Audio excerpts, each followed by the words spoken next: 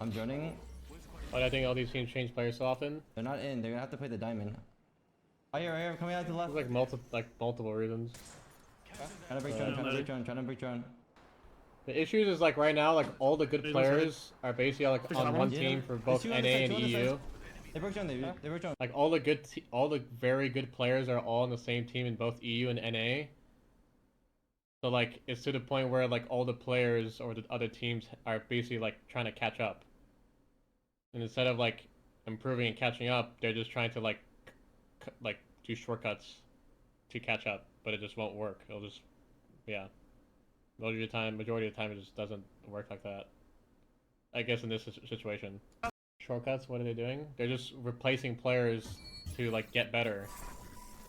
Instead of like working on their team and like improving.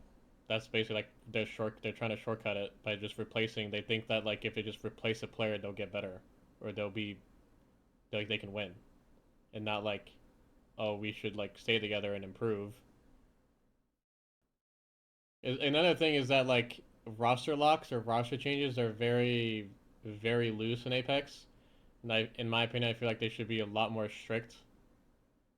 Like Pro League, unless you have like an absolute an emergency, you should not be allowed to swap rosters or swap a single player in Pro League, like at all. The fact that I'm pretty sure you can change a player before every week of Pro League is the dumbest shit ever. It should not be a thing. It's out of my. Another thing that's like a huge problem with Apex, it's like the orgs are very little involved when it comes to rosters.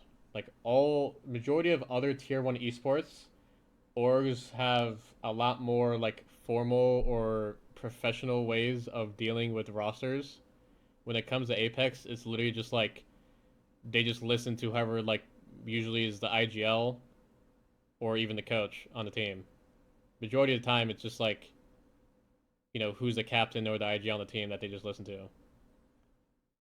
So it's like, and orgs obviously, I feel like don't really give a fuck majority of the time because they don't see Apex as like, you know, they don't see Apex as a big moneymaker. They kind of just have. I feel like a lot of teams or orgs right now have teams in Apex just because of EWC.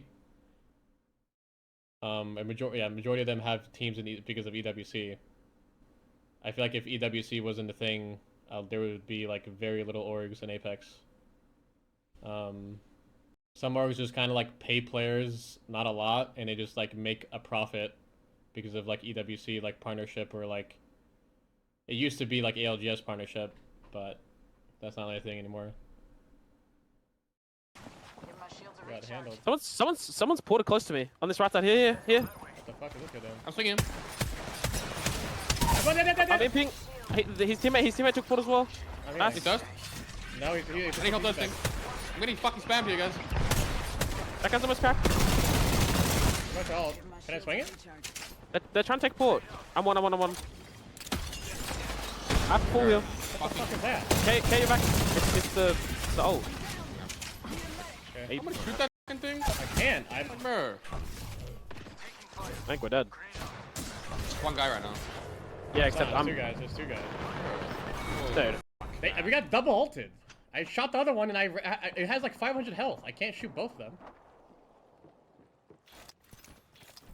Alright.